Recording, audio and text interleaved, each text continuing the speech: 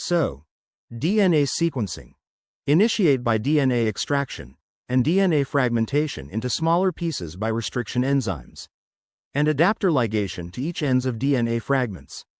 For library preparation and library enrichment by PCR, to generate quantities of DNA fragments with adaptors. For sequencing, using any of sequence platforms, to align sequences to reference genomes, as mentioned in next slide.